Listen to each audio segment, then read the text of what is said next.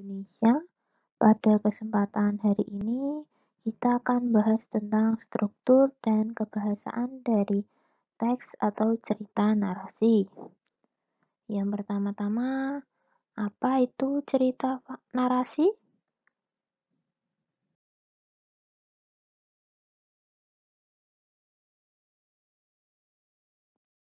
Cerita narasi adalah merupakan cerita fiksi yang berisi perkembangan kejadian atau peristiwa. Salah satu yang termasuk ke dalam jenis teks narasi adalah cerita fantasi. Mari kita simak apa itu cerita fantasi.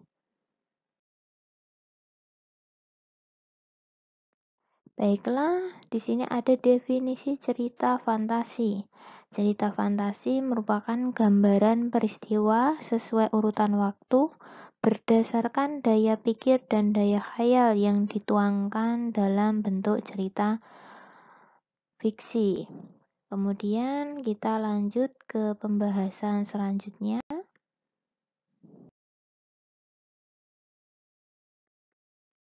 Baiklah, di sini akan membahas ciri-ciri cerita fantasi. Jadi, tadi yang termasuk ke dalam teks atau cerita narasi adalah cerita fantasi. Lalu di sini cerita fantasi mempunyai ciri-ciri, yaitu yang pertama, mengandung keajaiban, keanehan, atau kemisteriusan. Yang kedua, memiliki ide cerita. Yang ketiga, menggunakan latar lintas ruang dan waktu.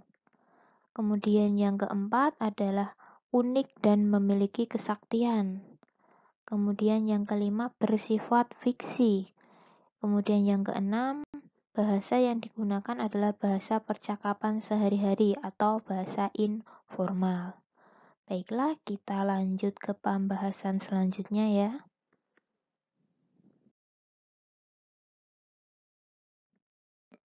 Kemudian di sini akan kita bahas tentang ciri kebahasaan cerita fantasi, yaitu ada dua. Yang pertama adalah penggunaan kata ganti dan nama orang sebagai sudut pandang penceritaan.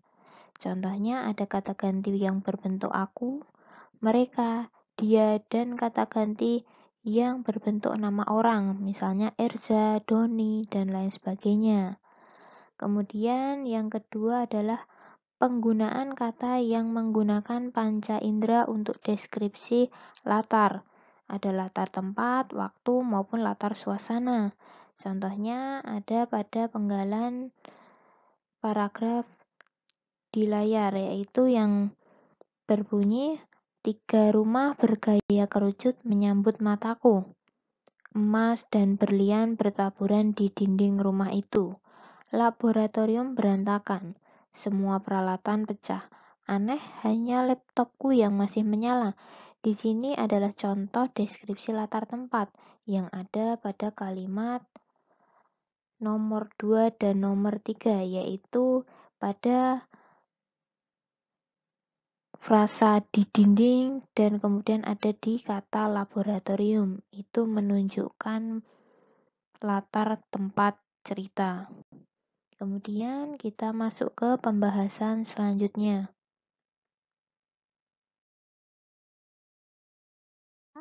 Di sini akan kita bahas jenis cerita fantasi.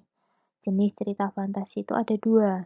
Yang pertama berdasarkan kenyataan hidup sehari-hari. Yang kedua berdasarkan latar cerita. Baiklah, akan kita bahas satu persatu.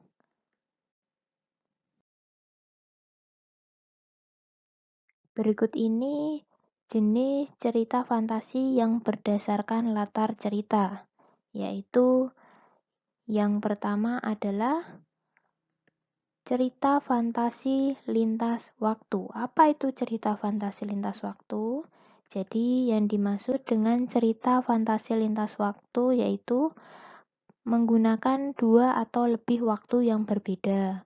Misalnya masa sekarang, kemudian pada kesempatan yang lain memasuki masa pada zaman prasejarah. Jadi latarnya itu ganda, yaitu yang satu di masa sekarang, yang satu di masa lalu. Kemudian yang kedua adalah jenis cerita fantasi sezaman. Apa itu cerita fantasi sezaman? Baiklah, cerita fantasi sezaman itu adalah latar yang digunakannya satu masa. Misal masa kini atau masa lampau atau masa yang akan datang. Nah, di sini dipilih salah satu latar masanya atau latar waktunya. Jadi hanya menggunakan satu latar waktu. Kemudian masuk pada pembahasan mengenai jenis cerita fantasi berdasarkan kenyataan hidup sehari-hari. Yaitu yang pertama ada cerita fantasi total. Cerita fantasi total adalah cerita yang sepenuhnya dikarang oleh si pembuatnya, meliputi tokoh, tempat, dan alur cerita. Jadi semua yang terdapat pada cerita tidak semuanya terjadi dalam dunia nyata. Benar-benar karangan dari si penulis atau si pengarang cerita. Kemudian yang kedua adalah cerita fantasi irisan. Nah, ini berbeda dengan cerita fantasi total ya. Jadi, cerita fantasi irisan ini adalah cerita yang mengungkapkan fantasi, tetapi masih menggunakan nama ataupun peristiwa yang ada dalam kehidupan nyata. Jadi, semisal ada tokoh, tempat, dan alurnya itu ada kaitannya dengan hal-hal yang terjadi di dunia nyata.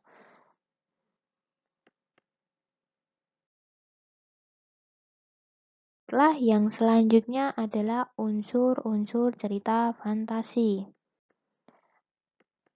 Unsur-unsur cerita fantasi ada dua, yaitu yang pertama adalah unsur intrinsik. Unsur-unsur dalam unsur intrinsik adalah unsur yang ada di dalam batang tubuh suatu karya sastra. Tanpa adanya unsur intrinsik, suatu karya sastra tidak akan terbentuk secara baik. Lalu unsur yang kedua adalah unsur ekstrinsik.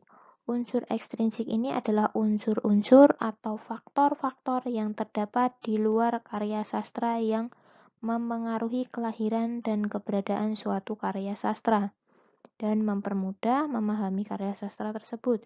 Jadi, unsur intrinsik dan unsur ekstrinsik ini berlawanan. Kalau unsur intrinsik ada di dalam cerita atau di dalam karya sastra, tapi beda dengan unsur ekstrinsik. Unsur ekstrinsik ini ada di luar cerita atau karya sastra. Baiklah, yang pertama akan kita bahas adalah unsur intrinsik. Baiklah, unsur intrinsik itu ada 7, yaitu yang pertama adalah tema. Tema adalah gagasan, ide, ataupun pikiran utama yang menjadi dasar cerita. Yang kedua adalah tokoh. Tokoh adalah pelaku dalam cerita. Yang ketiga adalah alur. Alur adalah jalinan peristiwa yang tersusun dan saling berkaitan satu sama lain. Alur ini terbagi menjadi 3, yakni alur maju atau linear, alur mundur atau flashback, dan yang ketiga adalah alur campuran atau biasa disebut juga dengan alur maju mundur. Kemudian yang keempat adalah latar. Latar adalah segala keterangan mengenai tempat, waktu, dan suasana, sehingga latar ini ada 3, yaitu ada latar tempat, yang menunjukkan tempat terjadinya cerita atau peristiwa dalam karya. Kemudian ada latar waktu, yaitu yang menjadi penanda kapan peristiwa atau cerita itu diceritakan oleh pengarang atau penulis. Yang ketiga ada latar suasana, yaitu kondisi atau situasi tertentu yang ada dalam cerita. Kemudian yang kelima ada perwatakan. Perwatakan ini adalah cara atau teknik-teknik pengarang dalam menampilkan watak tokoh dalam cerita atau karakter yang ditampilkan dari tokoh-tokoh yang ada dalam cerita. Kemudian Yang keenam adalah amanat. Amanat adalah pesan yang ingin disampaikan pengarang kepada pembaca. Jadi hal-hal yang kaitannya dengan nasihat, kemudian pesan dari pengarang ini ada di dalam amanat. Kemudian yang terakhir atau yang ketujuh adalah sudut pandang. Sudut pandang ini adalah cara penulis memandang atau menempatkan dirinya dalam sebuah cerita. Secara garis besar, sudut pandang itu ada dua, yaitu sudut pandang orang pertama dan sudut pandang orang ketiga. Lalu, ketika diperinci lagi, sudut pandang orang pertama itu ada dua, yaitu sudut pandang orang pertama pelaku utama dan sudut pandang orang pertama pelaku sampingan atau pembantu. Nah, jadi secara rinci ada tiga, namun secara garis besar sudut pandang itu ada dua. Kemudian kita akan masuk ke pembahasan selanjutnya.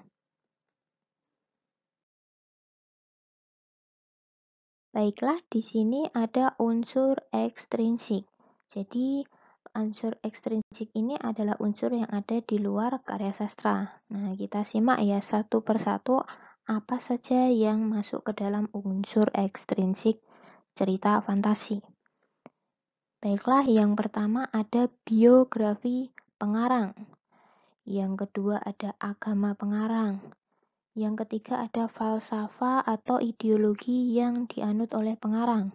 Kemudian yang keempat ada sejarah dari karya itu sendiri atau sejarah dari pengarangnya.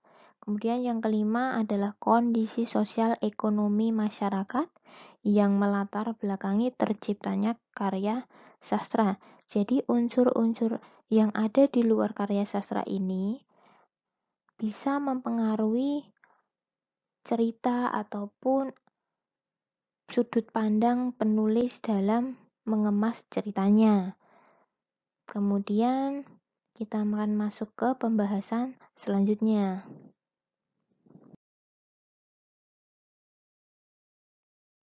Baiklah, di sini akan masuk ke struktur cerita fantasi. Seperti pada teks-teks sebelumnya, cerita fantasi ini juga mempunyai struktur cerita, yaitu ada tiga. Yang pertama adalah orientasi, yang kedua adalah komplikasi, yang ketiga adalah resolusi. Baiklah, kita bahas satu persatu ya. Orientasi adalah pengenalan tokoh, latar, dan watak tokoh serta konflik yang ada dalam cerita. Kemudian komplikasi adalah berisi hubungan sebab akibat sehingga muncul masalah, hingga masalah itu memuncak. Kemudian pada bagian atau struktur resolusi berisi penyelesaian masalah dari konflik yang terjadi. Secara garis besar dapat kita pahami bahwa orientasi ini adalah berisi pengenalan, kemudian komplikasi ini berisi klimaks dari masalah yang ada di dalam cerita, kemudian dalam resolusi ini berisi penyelesaian dari konflik atau masalah yang ada dalam cerita.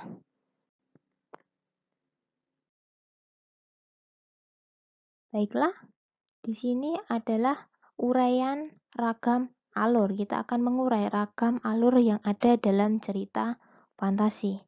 Baiklah, ini digambarkan dengan garis yang berbentuk segitiga. Jadi, alur yang ada dalam cerita fantasi itu dimulai dari pengenalan. Pengenalan ini adalah tadi pengenalan tokoh, latar, kemudian pengenalan setting cerita, kemudian apa saja yang perlu dikenalkan di awal kepada pembaca.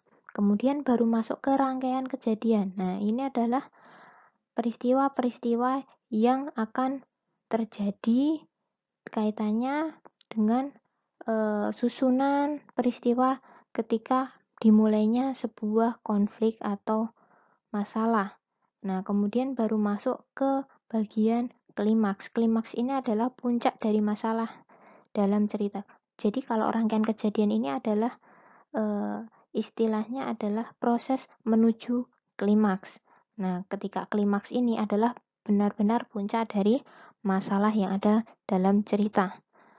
Kemudian baru turun ke resolusi, yaitu tadi penyelesaian dari konflik atau masalah yang ada dalam cerita. Pada materi, struktur, dan kebahasaan dari teks atau cerita narasi, kita sudah sampai di penghujung materi. Terima kasih atas perhatiannya. Berjumpa kembali pada materi selanjutnya.